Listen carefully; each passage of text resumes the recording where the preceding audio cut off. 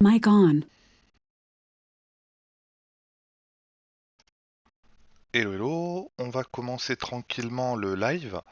Comme d'habitude, j'ai essayé de caler un volume sonore correct sur le micro et sur le jeu. Si jamais vous ne m'entendez pas correctement ou que le volume du jeu est trop faible ou trop fort, etc., n'hésitez pas à le dire, j'adapterai les niveaux en temps réel, hein. Ce sera ce qu'il y a de mieux à faire, parce que j'ai pas tout à fait le même setup que la dernière fois, j'ai pas encore testé celui-là en stream, donc il est possible qu'il y ait des légers décalages de volume. Enfin bon, on verra bien. On m'entend bien. Bon, c'est déjà une bonne chose. Après, il faudra voir ce que ça donne avec le jeu. Donc concrètement, aujourd'hui, je fais ce live, bien que je sois pas un habitué des lives, pour présenter la prochaine version du pack FF7 Unified. Ce sera une version complète avec beaucoup de nouveautés. C'est pour ça que je fais un live. Sans ça, c'était une mise à jour de base. Je m'embêterai pas avec ça.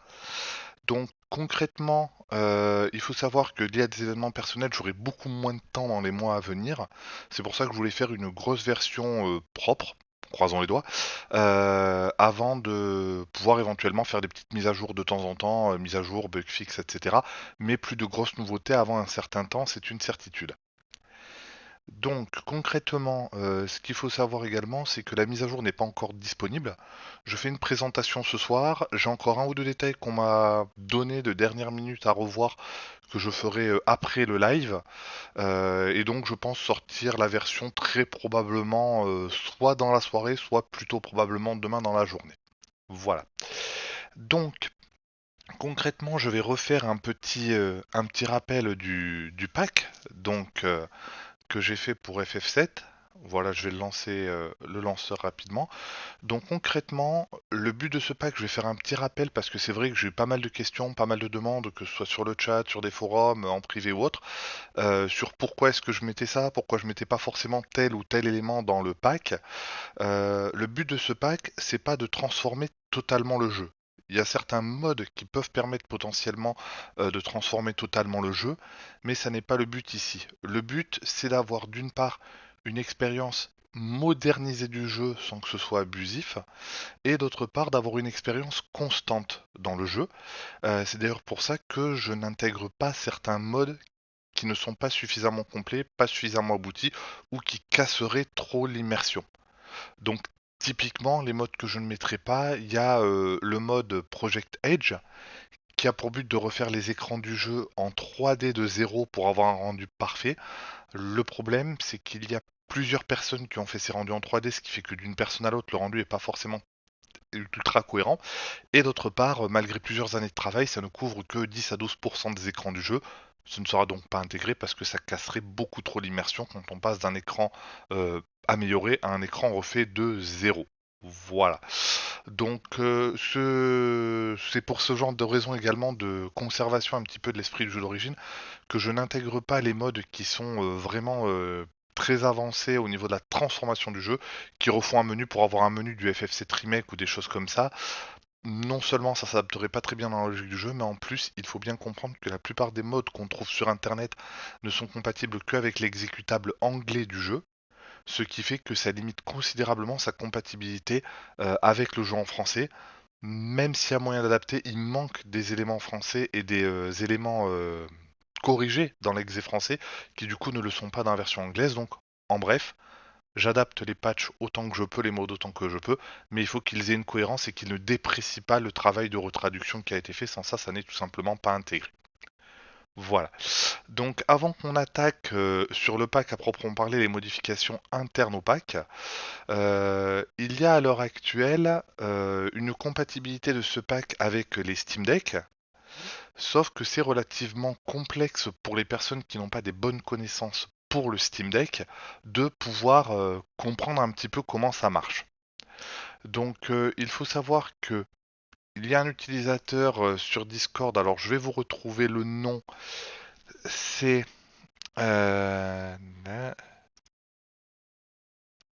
c'est Jeko, qui participe depuis pas mal de temps au canal de discussion, au Linux Steam Deck, Linux, etc.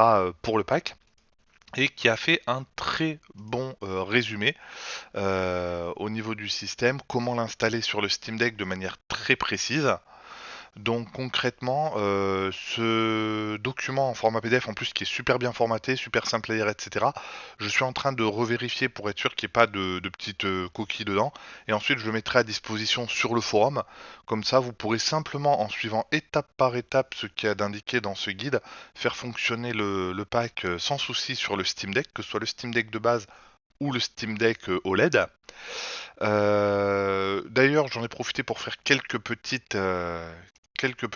images pour le Steam Deck, tout ce qui est couverture, icônes, etc. que je suis en train de vous montrer là, ce sera dans un sous-dossier de l'installation du pack. C'est d'ailleurs décrit dans le guide hein, qui a été fait, et donc il vous suffira de les mettre en place pour pouvoir avoir tout simplement des petites bannières, des icônes, etc. pour avoir un rendu un peu plus sympa sur le Steam Deck ici en preview. Etc. Donc ça c'est plutôt sympa. Oui, salut Mystère, j'avais pas fait gaffe. Oui, le mode barrette. Effectivement, le mode barrette, c'est un mode qui est bien rigolo. Je ne pense pas l'intégrer pour autant.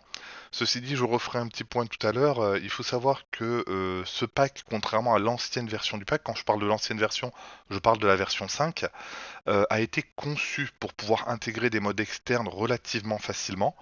J'ai mis une aide d'ailleurs, hop, ici, qui permet de comprendre comment installer un mode tiers. Alors ça peut avoir l'air assez dodu au niveau de la documentation, mais en fait c'est parce que j'ai vraiment décrit au maximum les informations pour faire très très simple, pour ajouter un mode tiers quand il s'agit d'un mode relativement simple, c'est-à-dire avec simplement des fichiers à remplacer, des fichiers à adapter, etc.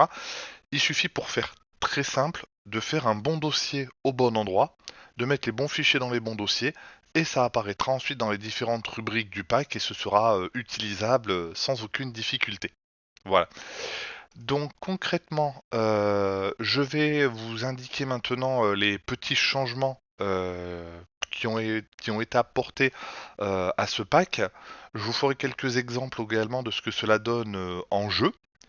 Et puis après, on fera un petit point sur la suite à donner au pack, bien que j'aurai beaucoup moins de temps. Donc, sur l'écran premier du lanceur, pas de grandes nouveautés, si ce n'est que le lanceur a été entièrement corrigé pour les écrans qui ont une résolution d'affichage supérieure à 100%. Avant, dans les anciennes versions, quand on avait un affichage en 150%, 200%, 300%, comme peuvent le faire certaines personnes sur des très grands écrans ou sur des télés, on avait les cadres qui étaient complètement barrés à droite ou à gauche, il y avait des éléments qui étaient coupés, pas visibles, etc.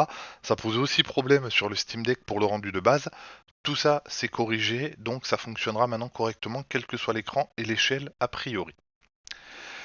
Donc dans les modes graphiques, donc concrètement, a priori, c'est relativement les mêmes choses qu'avant, pas de nouvelles interfaces, pas de nouveaux modèles 3D, etc. Il y a cela dit deux petites choses qui ont changé.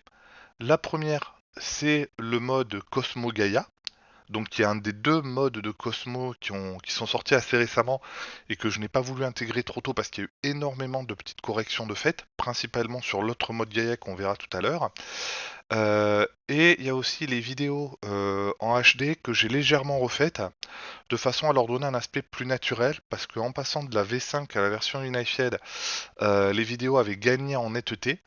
Le problème, c'est que c'était un petit peu trop net à certains endroits, ça faisait vraiment pas naturel. Et en plus, j'avais eu un problème de calibration de couleur de l'écran, ce qui fait que les couleurs étaient pas forcément adaptées. Donc je les ai refaites encore pour obtenir un bon compromis entre la V5 et celle que j'avais fait au début dans la version Unified, tout en corrigeant également les couleurs pour essayer de faire une transition la plus naturelle possible entre une vidéo et un écran de jeu. Voilà. Donc on va rentrer dans le vif du sujet, le mode Cosmo Gaia. Pour faire simple, ça permet de totalement refaire la carte du monde. Alors ça va pas changer les textures que l'on voit sur la carte du monde, mais ça permet de modifier la caméra, de modifier le niveau de zoom, de modifier aussi l'angle de la caméra, tout ça en temps réel. Le seul prérequis est d'avoir un contrôleur avec des sticks analogiques, donc un petit peu comme les contrôleurs typés PS3, PS4, il faut avoir ce genre de stick dessus pour pouvoir fonctionner avec. Pour l'instant, il n'y a pas de méthode pour le faire fonctionner au clavier. Donc c'est un mode qui est assez hallucinant, ça change vraiment, ça modernise vraiment la carte du monde. C'est pas forcément exempt de bugs aujourd'hui, néanmoins c'est parfaitement utilisable pour 99% du jeu, il n'y a pas de difficulté particulière. Donc je vous montrerai à quoi ça ressemble tout à l'heure en jeu. Je vais finaliser d'abord le petit tour d'horizon des nouveautés. Au niveau des modes audio, pas de nouveauté à l'heure actuelle, toujours pas d'ajout des voix du jeu parce que c'est excessivement complexe et avec les événements perso que j'ai qui arrivent, j'aurai pas le temps de l'adapter, mais néanmoins la porte reste ouverte pour le faire à terme. Dans les modes de gameplay, c'est là qu'il y a eu certainement le plus de nouveautés. Déjà, au niveau des modes de gameplay à proprement parler, il y a deux choses qui ont été ajoutées. C'est une traduction du jeu en italien. C'est pas moi qui l'ai fait évidemment, je me suis contenté de l'ajouter. Donc pour les personnes qui effectivement seraient à l'aise avec ça, voudraient l'apprendre ou pourquoi pas, c'est disponible. Et il y a également une traduction du jeu en portugais. Donc pareil, qui a été faite il y a un petit moment et que je me suis permis d'intégrer au jeu parce qu'après tout, on parle pas tous la même langue et c'est toujours intéressant d'avoir plus de possibilités.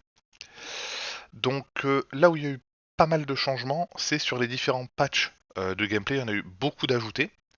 Donc ici on peut voir les premières sections, les trois premières, ça permet pour faire simple de gagner 100 000 AP, XP ou Gil en plus de ce qui est donné par les ennemis à la fin de chaque combat.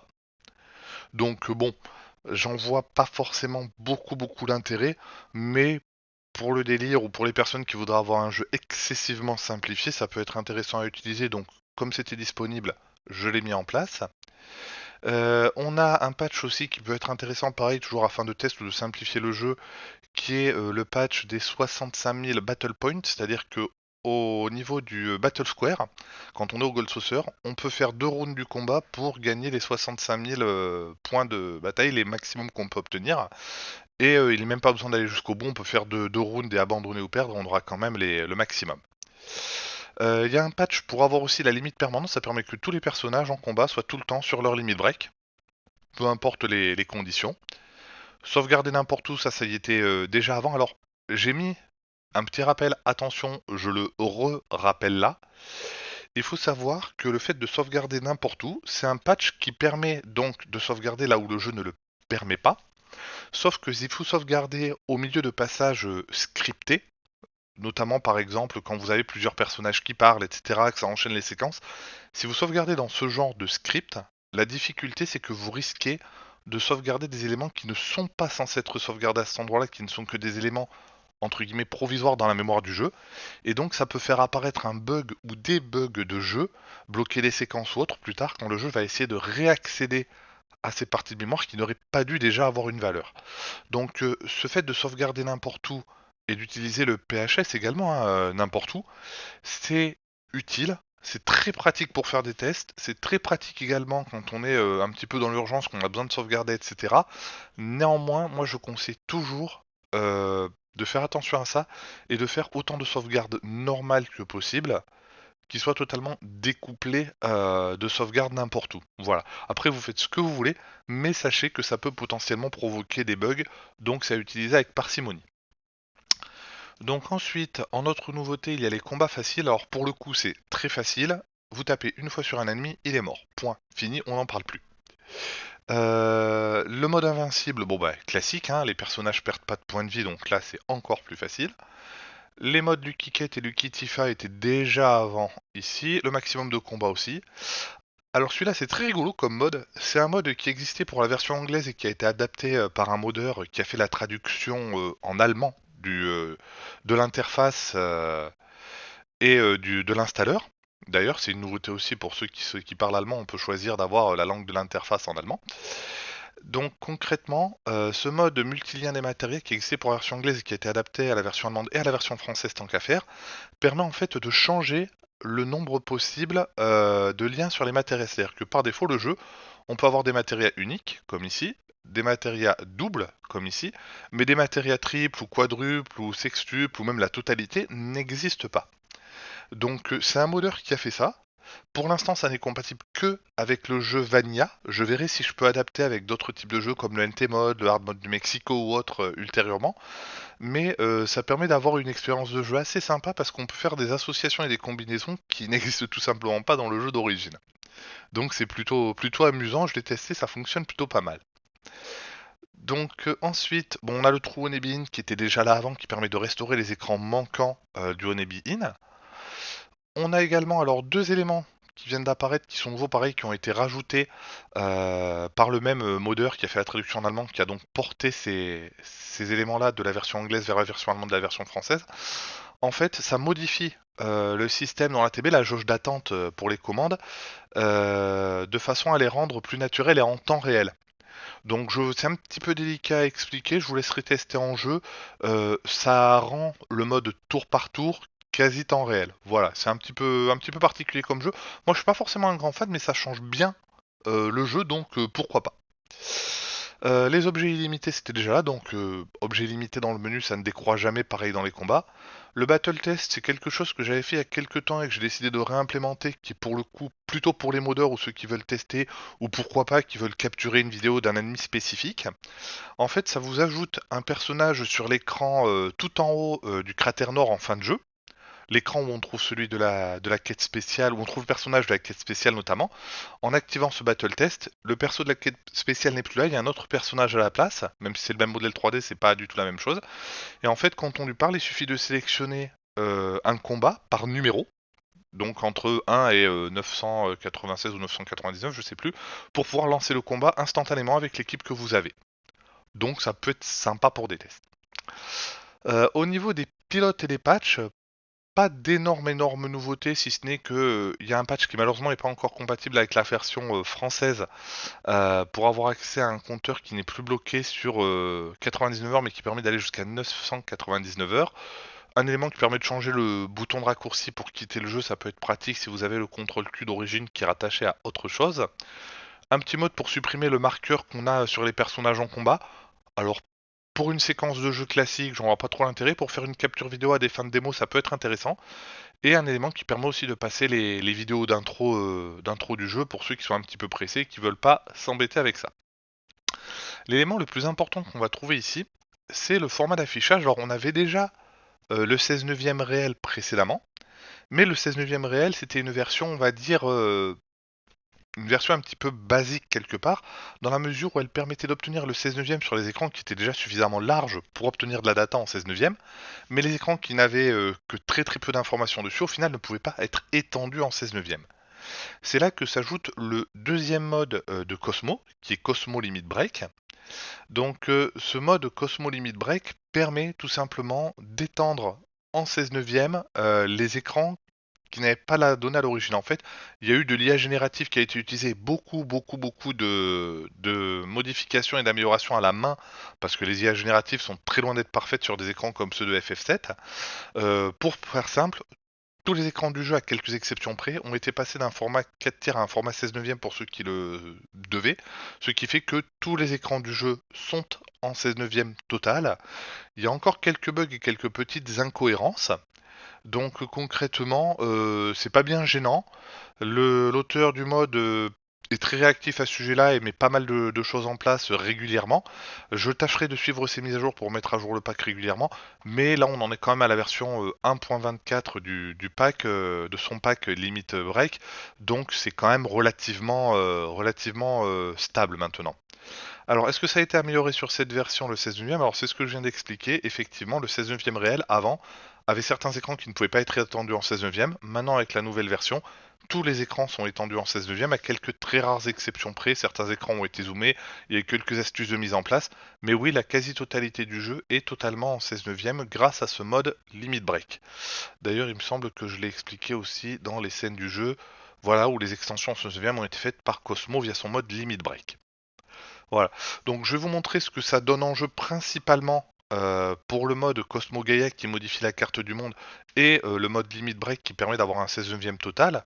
Donc je vais laisser le 16 neuvième réel activé, comme ça on va le voir directement.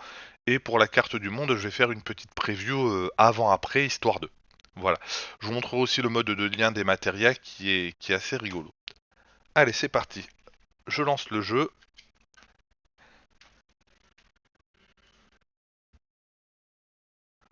Donc n'hésitez pas à me dire si le volume du jeu est trop faible pour vous.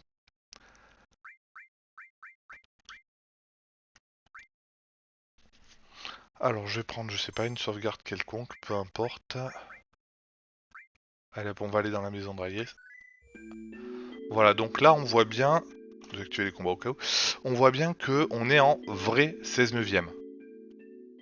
Ça prend bien la totalité de l'écran. Il faut savoir également que le mode limit break a un élément qui est plutôt sympa, c'est-à-dire que si on a le stick analogique, toujours la même chose sur la manette, on peut utiliser le stick de droite pour déplacer l'écran, comme ça là, comme je suis en train de le faire de droite à gauche. Ça permet aussi de voir des éléments de l'écran qui ne sont pas forcément visibles de prime abord. Maintenant que le 16 neuvième est actif, donc c'est plutôt pas mal. Donc pareil, là, hop, je peux me déplacer entièrement sur l'écran avec le stick analogique droit. Donc là on voit que le jeu est pas forcément très fluide, c'est parce que je n'ai pas activé l'option du jeu 60 fps, je la réactiverai ultérieurement. Donc là pareil, alors il me semble que sur cet écran, voilà, là on voit le genre de bug qui peut arriver même s'ils sont assez peu nombreux. Si vous regardez bien tout en haut à droite de l'écran, donc là je vais essayer de rester fixé comme ça pour montrer avec la souris, hop. Si vous regardez tout en haut de l'écran, juste ici là, vous voyez qu'il reste des petites zones noires. Tout simplement parce qu'à cet endroit-là, il n'y a jamais eu de data. Il y a quelques rares écrans où effectivement l'extension n'a pas encore été totalement corrigée. Mais ça n'a rien de gênant dans le jeu parce qu'on le voit principalement quand là je bouge la caméra dans des angles qui sont pas forcément très naturels. Sans ça, quand on se déplace de soi-même sur le 16 neuvième, c'est un bug qui n'apparaît pas. Donc c'est pour ça que je disais que c'est quand même relativement fiable. Alors voyons voir ça. Salut Zalangin, je suis en train de lire ce que tu as noté. De pouvoir jouer dans le phone. Alors, effectivement, tu peux jouer sans aucun problème à mon pack, ça va pas dénaturer le jeu d'origine, sachant que chaque option graphique est parfaitement activable ou désactivable. Là, notamment, j'ai mis les modèles du mode Nino Style, où on peut voir que le personnage est modernisé tout en respectant son aspect d'origine. Mais ça peut être désactivé pour retrouver le jeu d'origine sans problème. Le 16 neuvième, ça dénature pas forcément le jeu non plus, vu que les bugs sont relativement limités. Donc là, je vais vous montrer aussi un petit détail qui a été créé par un modeur qui fait l'archéologie mode sur la version anglaise. Donc avec sa permission, j'ai pu récupérer ça. Vous voyez que normalement ici, on est censé avoir la barre et pouvoir monter directement dessus.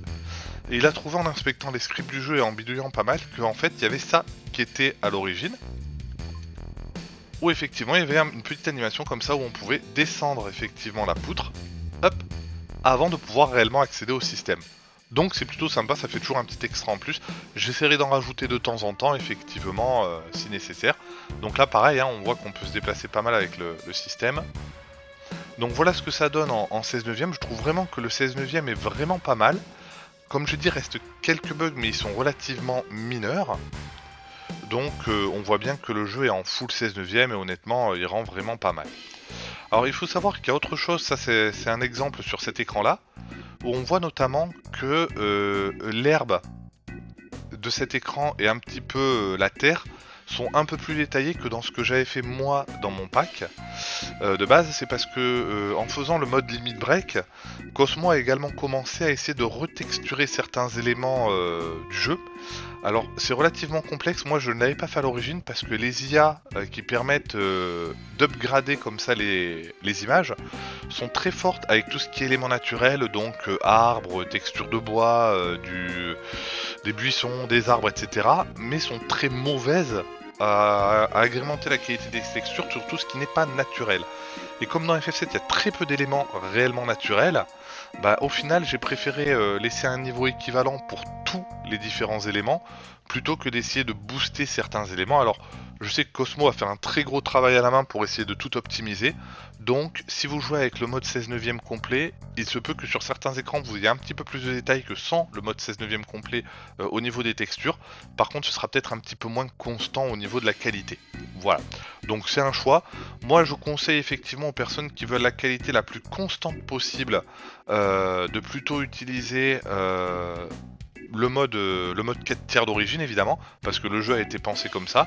Pour ceux qui effectivement veulent profiter du 16 neuvième qui est quand même très qualitatif, même s'il est un peu moins constant que le 4 tiers, n'hésitez pas à l'activer, honnêtement ça a quand même de la gueule, surtout sur un écran 16 neuvième au plus large. Non, je pense que ta RTX 4090 va aller sans aucun problème. J'ai testé le jeu dans la configuration que je suis en train de vous montrer là, sur une GTX 1070 Ti et ça passe sans aucun problème sur un écran en Full HD. Sur un écran 4K c'est un petit peu plus light, les 60 FPS ont du mal à passer, mais enfin bon, ça reste quand même un jeu qui malgré tous les modes reste relativement peu gourmand. Donc voilà ce que ça donne pour le mode 16 neuvième réel. Alors, je vais faire un petit rappel de ce à quoi ressemble la carte du monde avant d'activer le mode Gaïa, pour vous montrer un petit peu la différence. Histoire de... Voilà. Donc là, on a une carte du monde, ouais. On a une carte du monde somme toute assez classique. Le classique de FF7 où on a les deux modes de vue, le mode de vue d'en haut, le mode de vue un petit peu plus rasant, donc de manière tout à fait classique. Je vais donc quitter et activer le mode Gaïa. Je vais en profiter pour mettre les 60 FPS aussi, tant qu'à faire, ce sera plus agréable pour ceux qui regardent. Alors, voyons voir ça. Le mode Cosmo Gaia, donc comme je le disais, il est impératif d'avoir un contrôleur analogique. Si vous ne l'avez pas, ça ne marchera pas. D'ailleurs, si dans la partie des contrôles, dans la partie pilote et patch, vous n'activez pas le contrôleur analogique, vous ne pourrez pas activer le mode Cosmo Gaia, ça ne fonctionnera pas, c'est désactivé complètement. Donc le jeu en 60 FPS, voilà. Le reste, tant qu'à faire, je vais activer aussi le multilien des matérias pour vous montrer ce que ça donne en jeu. Comme ça, on fait un petit tour d'horizon. Alors toujours un petit peu long de chargement, mais bon, je rappelle que quand le jeu est installé, vous avez le chargement du lanceur, qui permet de faire les réglages et de les appliquer, et ensuite vous avez une icône directe pour lancer le jeu de manière quasi instantanée. Donc on va continuer, on va commencer donc avec la carte du monde. Donc là on voit déjà directement qu'il y a un gros changement, c'est que les ombres portées sur la 3D sont beaucoup plus agréables, et hop, on peut vraiment bouger la caméra comme on le souhaite dans tous les sens. On voit également que les ombres portées varient selon l'angle de vue, ce qui est tout à fait normal, hein. Je vais désactiver les combats avant d'oublier, histoire de. On peut aussi, bien évidemment, en plus de bouger la caméra dans tous les sens, on peut dézoomer énormément, ou on peut zoomer énormément. Alors, c'est pas du tout du cel shading ni du ray tracing, c'est tout simplement que les ombres sont portées par rapport à un point fixe, hein, c'est simplement une ombre portée, sauf que comme ça n'existait pas vraiment dans la carte du monde dans le jeu d'origine, ça permet d'avoir un sacré changement au niveau du rendu. Là, ça permet aussi, en zoomant beaucoup, de bien voir la qualité des modèles 3D de Nino, qui sont vraiment très très sympas. Moi, je les aime beaucoup. Je trouve qu'ils modernisent le jeu tout en gardant son esprit d'origine. Je pense que c'est à ça qu'auraient pu ressembler les modèles officiels de Squaresoft s'ils avaient eu les moyens techniques à l'époque. Donc voilà, donc l'intérêt du truc, c'est vraiment de pouvoir adapter le niveau de zoom en fonction de ce qu'on veut faire. C'est vraiment, moi je trouve ça assez formidable. On a vraiment un rendu qui est topissime. Je vais essayer d'aller charger une sauvegarde où j'ai le haut vent. Hop. Je dois l'avoir quelque part par là qui traîne. Voyons voir ça. Peut-être par là? Voilà. Donc, on voit notamment que sur cet endroit du monde, franchement, quand on dézoome un petit peu, ou même qu'on rezoome un petit peu, ça a de la gueule, c'est vraiment top top top. Donc évidemment, alors là, je vais me rapprocher un petit peu. On voit bien aussi la qualité du modèle de Nino sur le haut vent. Hop. Et c'est parti. On peut avancer, on peut zoomer, on peut dézoomer un max. Bon là c'est peut-être un petit peu trop, mais enfin c'est pour montrer la qualité du travail et l'intérêt de cette nouvelle carte du monde qui est vraiment... pour moi ça change vraiment un des aspects du jeu qui avait assez mal vieilli, qui était vraiment la carte du monde en 3D fixe, c'était très très limité à mon sens. Là ça a vraiment vraiment de la gueule quoi. Donc voilà ce que cela donne au niveau de la carte du monde. Je vais donc maintenant vous montrer le fameux mode pour lier les matériels. Alors je vais pas le montrer en combat, ça a peu d'intérêt. L'intérêt c'est surtout le fonctionnement du système qui permet qui permet tout simplement d'adapter et de découvrir de nouvelles mécaniques. Alors, si je vais dans les équipements, on va tout de suite voir. Voilà, par exemple l'épée Ultima, on voit bien là qu'elle a carrément tous les slots de lier, ce qui permet de faire des combinaisons qui sont assez rigolotes. Mais on a un petit peu tout. On a l'épée broyeuse qui reste classique. Le sable de mithril, on voit qu'il y a 3 emplacements, ils sont tous les 3 liés. La fendeuse c'est 3 plus 1, le tranchant papillon c'est 2 plus 2. Et là 3 3 2 en fait. Il y a pas mal de choses comme ça. C'est plutôt sympa, je trouve. Vraiment, essayez-le si vous avez déjà fait le jeu. Ne l'utilisez pas si c'est votre première run du jeu, parce que ça change vraiment le jeu. Sur le jeu de base, ça peut rendre le jeu plus facile, vu qu'évidemment, admettons qu'on ait une liaison comme ça, x4, un bracelet d'or qui s'obtient pas trop tard dans le jeu, on peut très bien mettre une à tout et mettre pas mal de magie à côté, ça permet de complètement booster l'utilisation de la matéria. Donc éventuellement pour le fun, mais peut-être pas très intéressant en termes de difficulté. Par contre, je vais voir si à terme il est possible de l'adapter, comme je l'indiquais tout à l'heure, au NT mode, au hard mode de Mexico, à d'autres modes qui ont été faits de difficulté plus ou moins alternatives.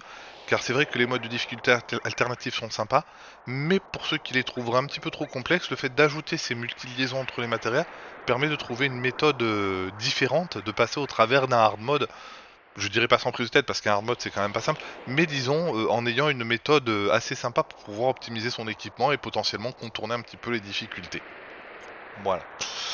Donc là concrètement, je pense avoir fait le tour des nouveautés principales. Donc si vous avez des questions, n'hésitez pas. Je vais finaliser le live d'ici 10 petites minutes, je pense. Donc si vous avez des questions, n'hésitez pas en tout cas, que ce soit sur le jeu, le pack ou autre. Bon, attendons de voir si vous avez des questions. Donc pour la suite du pack, donc concrètement, moi pour ceux qui ne sont pas au courant, je vais être papa donc d'ici fin juin, début juillet.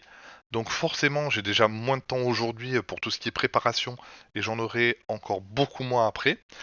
Là, je pense pas qu'il y aura de mise à jour majeure en termes de nouveautés à venir dans le pack. La version 1.05 qui va sortir sera une version complète, donc il faudra retélécharger et réinstaller la globalité du fait des modes Cosmo, notamment le Cosmo Limit Break et les vidéos qui ont été refaites. Ça avait pas trop d'intérêt de faire une mise à jour, elle aurait été beaucoup trop volumineuse.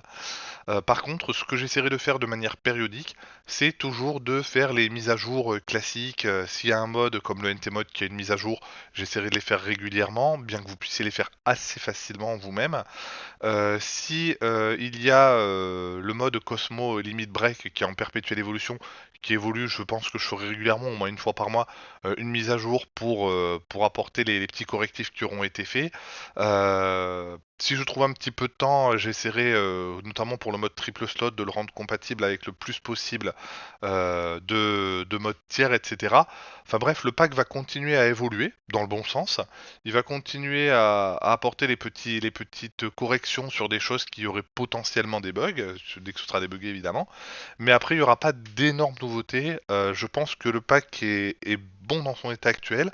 La version 5 était déjà relativement stable et relativement performante. J'ai voulu refaire une nouvelle version pour ajouter la compatibilité avec toutes les langues du jeu, pour le rendre plus international, vu qu'à l'époque j'avais fait le pack version 5 pour la version française et un pack un peu simplifié pour la version anglaise, c'était plus compliqué à maintenir. Là, tant qu'à faire, toutes les langues sont supportées par le pack. En plus, il est traduisible avec des fichiers externes et à peu près n'importe qui peut ajouter un mode complémentaire sans difficulté. Pour ceux qui seraient intéressés pour la mise à jour du NT mode par exemple, bien que là la version qui va sortir soit avec la dernière mise à jour, le système de mise à jour du NT mode est excessivement simple. Il vous suffit de télécharger la dernière version de l'installeur du NT mode, pas la version Hero mais l'installeur, et de choisir comme dossier pour le NT mode, et bien tout simplement le dossier dans lequel j'ai moi-même mis le NT mode, qui est dans le sous-dossier mode gameplay NT mode, et puis là ça fera la mise à jour sans difficulté. Voilà. Alors, ça active le jeu via Steam. Alors, en fait, ça active pas le jeu via Steam de la façon dont tu l'indiques, Zalangin. En fait, pour faire simple, il y a une option qui est là déjà depuis un bon moment, qui est d'activer les succès Steam, voilà, juste ici, dans le pilote et les patchs. Donc, si tu as Steam ouvert avec FF5 d'installer dedans et que tu coches cette case-là, oui, effectivement, ça va prendre en compte les succès Steam. Tu n'auras pas forcément la progression du temps de jeu dans Steam, mais tu auras les succès Steam qui peuvent être activés. Actuellement, les succès Steam fonctionnent uniquement sur PC, ils ne fonctionnent pas encore sur Steam Deck. C'est plus lié à une limite de communication au niveau du Steam Deck, mais bon, en tout cas pour l'instant, ça n'est pas possible. Je ne sais pas quand est-ce que ce sera réglé. Donc voilà, j'ai encore quelques petits nettoyages à faire avant de sortir la mise à jour comme j'indiquais. Je pense qu'elle sortira demain. Euh, Lors de mes divers tests, j'ai pas trouvé de bug ou quoi que ce soit, ça veut pas dire qu'il y en aura pas, hein. Donc s'il y en a, je tâcherai de les régler par des petites mises à jour. En tout cas, il y aura plus de version principale comme ça, de version complète à venir pendant un bon moment, je pense. Le pack dans son état actuel est relativement mature, il fonctionne bien, il est possible d'ajouter facilement des éléments tiers, c'est ce que je voulais. Ça me permettra aussi de faire des mises à jour plus facilement, même si j'ai moins de temps. Donc des petites mises à jour, j'essaierai d'en faire au moins une par mois si ça se justifie, mais des très grosses mises à jour, ce sera plus le cas, je pense. Voilà. Donc d'autres questions sur le jeu, son installation, ses modes?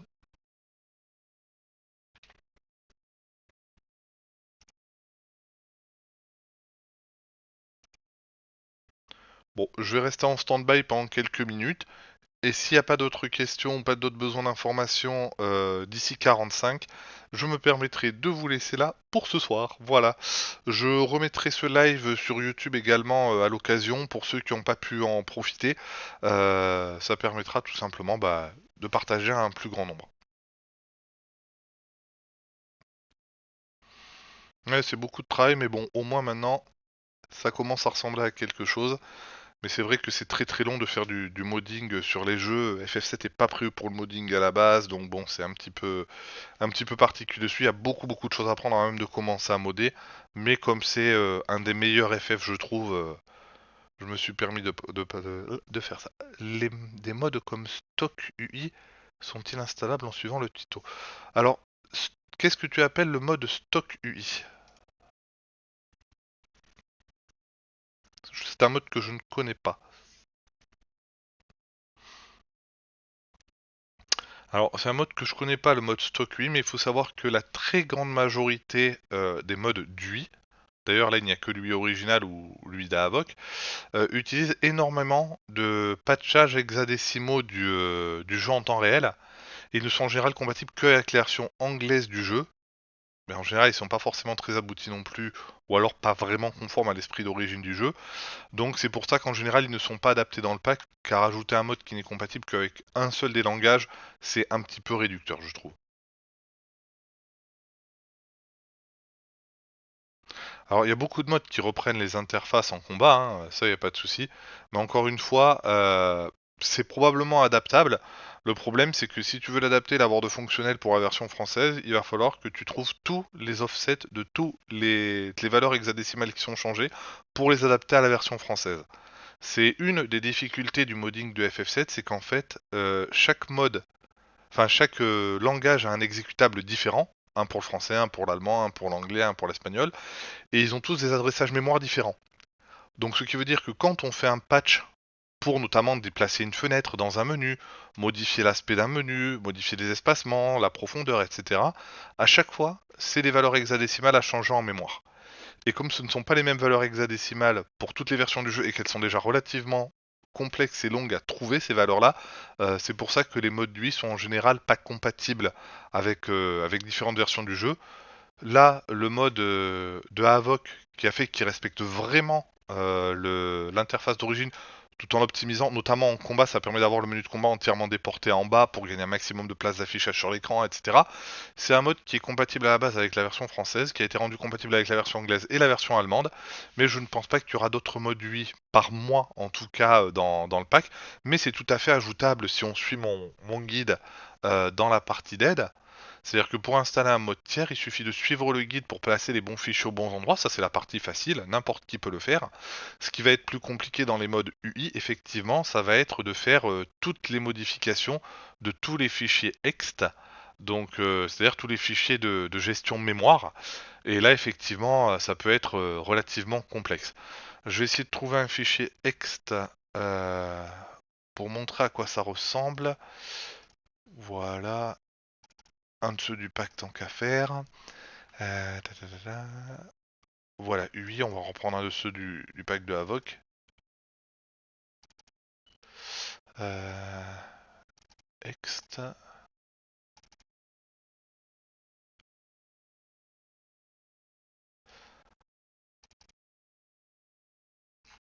Alors, on va voir ça. Voilà, voilà l'exemple type de ce à quoi peut ressembler un fichier de modification. Donc ça, c'est juste tout ça là. C'est juste ce qui permet de recentrer le menu de combat en bas de l'écran proprement. Voilà. Donc, et ça, c'est une modification qui, même si elle fait beaucoup de petites modifications, on peut le voir là, hein, est quand même quelque part assez basique, car l'aspect des différents menus ne change pas, l'aspect des frames ne change pas non plus, on n'ajoute pas d'éléments tiers, c'est simplement une révision des espacements et des alignements. Donc tout ce qui est UI, le problème c'est que c'est pas simplement remplacer une texture, c'est faire énormément de travail d'ingénierie sur l'exécutable et ça c'est pas quelque chose qui peut s'adapter facilement. Mais une personne qui est motivée, qui a quelques bases en hexadécimal, peut tout à fait reprendre un mode qui est en anglais vu que toutes les valeurs hexadécimales sont disponibles et essayer de trouver tous les offsets pour convertir vers une version française ou allemande ou espagnole. C'est tout à fait jouable. Compliqué mais jouable. Voilà. Ce qu'il y a c'est que ça demande surtout beaucoup de temps et que j'en ai plus actuellement. Donc voilà, mais donc du coup, mais comme pas d'autres questions, je vais vous laisser là. Je vous souhaite une bonne soirée à tous et de toute façon, je reste disponible pour tout support sur le Discord ou sur le forum officiel. Passez une bonne soirée.